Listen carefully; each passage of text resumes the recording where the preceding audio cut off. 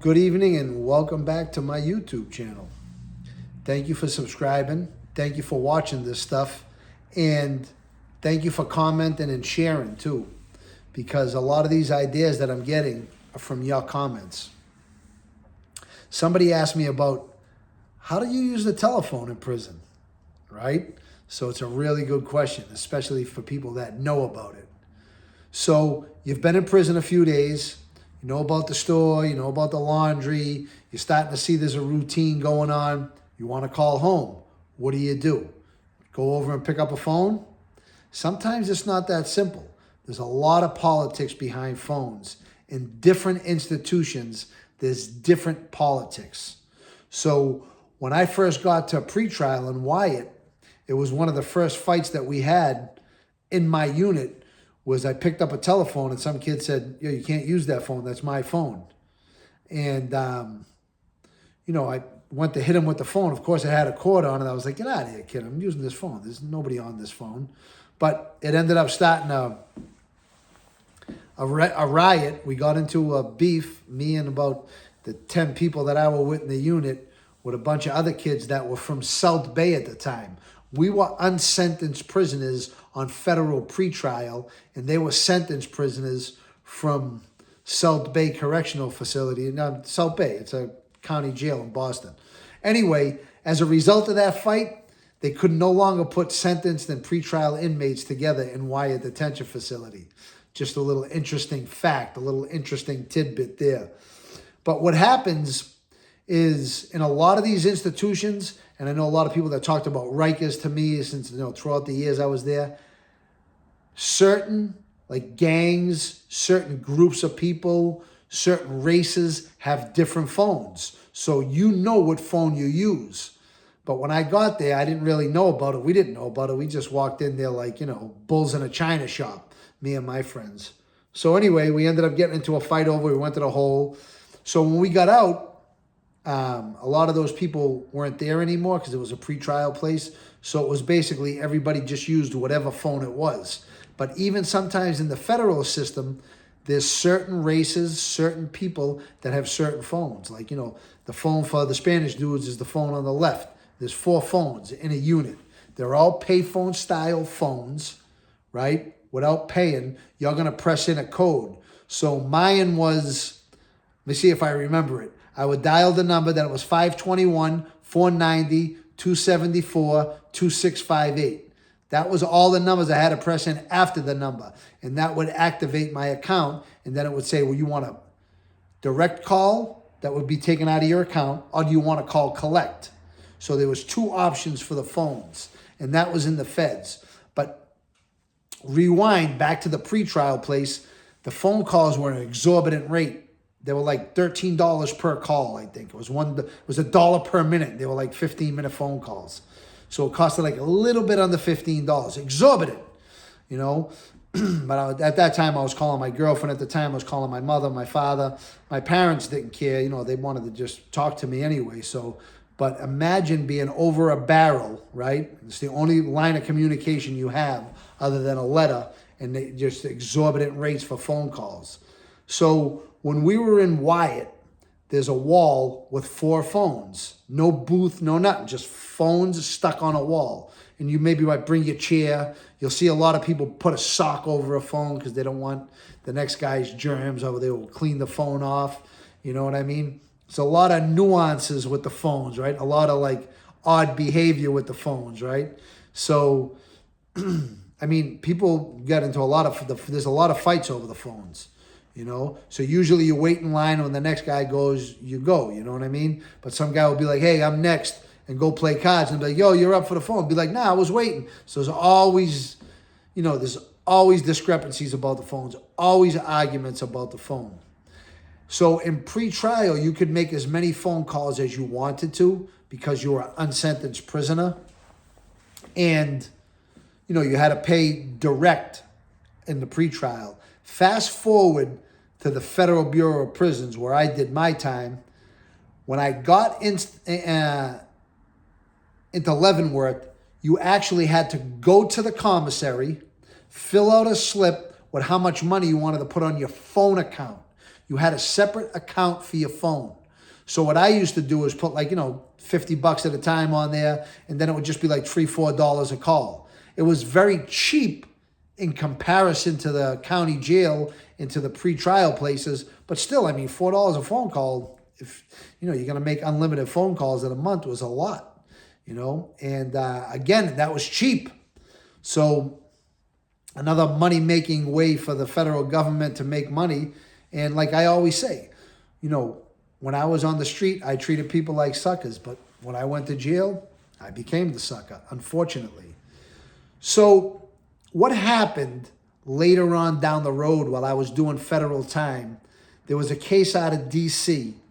where an inmate was running a drug operation from Lewisburg Penitentiary. That's what they claimed. The court said he was running a drug operation from there. And as a result of that, what happened was they came up with these new guidelines to use the telephone. At that point, they implemented the 300 minutes per month. Sounds like a lot, but at 15 minutes a phone call, which was the limit, you only had a few phone calls. You really had to kind of bargain your time. You really had to tell your people, hey, listen, I got 5-minute phone calls, 7-minute phone calls. You be there with your timer. All right.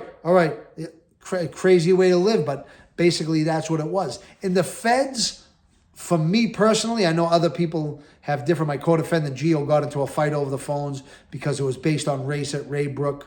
There was a black phone, there was a Spanish phone, and they had a fight for a white phone, and they ended up getting a white phone there. And I know that sounds odd to hear, like, racial differentiations to people, but sometimes, prison is marked by that.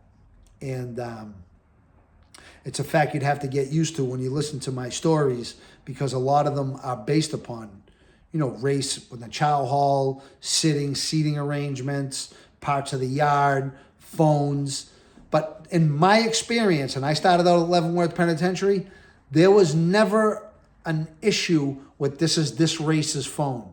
Whoever was first come, first serve, whoever was next, and still fights over the phones, of course. Hey man, I was in line. Nah, you weren't here. Nah, man, so I mean, there's always issues over the phone. But when they started to implement the 300 minutes, there's always, the inmate.com. Oh man, they're gonna take the phones, from the worst thing to the best thing. Other people saying, it's good. I've been calling too much. I just want to get down, do my bid. So there was a bunch of differing opinions on that. But that stood true all the way up until COVID. COVID, it was unlimited. And that was just a whole different time. The phone calls became free. You didn't have to pay for your phone calls. You can call unlimited. You still had to wait 15 minutes between phone calls, or 30, depending on some institutions. They could set their timers. So in other words, you call, you're talking to somebody, you finish your phone call, you hang up, you'd have to wait either 15 to 30 minutes to make your next phone call. So if you got back on the phone and dialed, you said, this phone cannot be operated right now. It would have a timer on your name and your number. That 9-digit code, or that 12-digit code that I gave you, it's actually two separate numbers. It's a 9-digit code and a 4-digit code you would have to punch in. So I'd have to punch in, say, for my mother's number was 617-569-3331, and then it was 521-490-274. I'd have to remember all those numbers. And I remember them by heart. Now I can't remember one number with with using a cell phone out here. So in certain institutions, you can't even use a phone. Like, they have in Terre Haute, they have the terrorist block where you can only use a phone like in extreme circumstances, and every word is listened to. And that's another thing. Policy in the feds is they have to listen to every single phone call. Every single phone call you'll ever make in prison is listened to by the authorities, scanned for if you're plotting an escape, if you're trying to harm somebody. So that's a fact. Every phone call is listened to. Now, you might think that's untenable, but here's why. Because not every phone call is listened to live. People go back, people that work the 11 to 7 shift, sometimes their job might be just to listen to inmate phone calls. And they might listen to a phone call from 2 weeks ago, catching up, you know what I mean? So you'll see people get locked up because somebody's trying to send somebody money, they're talking in code, There's a lot of things that can arise from the phone. You get into an argument with your girlfriend, and you say like, somebody will say, I'll fucking kill you, I'll send somebody out. You're threatening somebody. You're going to get a shot for that. You know what I mean? So there's certain things that you can and you cannot do on the institutional phone system. Now, another thing that people don't know about what the phone system is, I don't know it personally, but I know there's a code. People have had codes that they can call the investigators and be like, yeah, there was a fight in the unit. They could just, start telling on people in the unit about certain things. And there was a certain code. I remember my friend saying one time, he goes, man, you're not going to believe it. I just dialed this number. I thought I was dialing a number. I think it might have been the wrong number because somebody said, yeah, what's going on? What can I do for you? And it was nobody. It sounded, so he said that it actually happened to him. I never had it happen to me, but people have had it happen to them where they call the investigator's phone line. You can call the investigators of the prison. They have the certain code or whatever that you can call. I don't know, But also, another thing about the phone system in the feds, sometimes they had, like in Leavenworth, when I went there was a phone booth, right? They had 3 phone booths and 3 phones on a wall, like at certain parts of the unit. Because it was an old, very archaic institution. Those new prisons, they have all the phones centrally located on one area. When we went to Lee County, there was 3 phones on one pole on one end of the block. Then on the complete other end of the block, there was 3 phones on a pole. And you would have to record your name. This call is from, and you would say, John Bartolomeo. And you would have to say your full name. And it would have a recording with voice recognition at a later date, like when I think I was in Fort Dix at the time, maybe 2003 maybe. They started to make you do voice recognition. So you had all them digits to put in and voice recognition. And if you made one mistake on the code, it'd kick you off for 15 minutes. Or sometimes I remember being in Elkton, Ohio, trying to say my name exactly like I had said it before, and it wouldn't take. I would go there 20, 30 times. And then once I made it, said, okay, your call is accepted, and now you call out. You have to say, John Bartolomeo. And you have to say it kind of the same way you said it before. Please try again. I would say it 20 times. I'd be so frustrated. I'd be calling my friends at home and finally get through. And then nobody would answer. I'd have to do it all over again. And then by the time they answer the phone, it would be like, hey, what's up, buddy? This motherfucker. I would be in a fucking rage because I tried for 30 minutes to say my name, called them, it didn't answer. I had to call again. It's just the most frustrating thing in the whole world. So the phone was, and then the one good thing about the phone system that I can say, and this is going to kind of sound mean and nasty, but when I was married at the time, I would call my wife. And, we'd be going back and forth. And if she was mad or I was mad, and then the phone call ends in 15 minutes. So it says you have 1 minute remaining. Like, yeah, all right, honey. Yeah, sorry. Yeah, click, click, bang. Then you couldn't call back. She couldn't call you. So the 15-minute phone call was pretty good for that. And on that note, if you have any questions, put them in the comments. But any questions about the phone, we're getting through every single bit of this. Maybe next we'll do the visiting. Maybe next we'll do the letters. Put some comments in. Let me know what you want to hear. But that's it. Subscribe, share, and keep watching this.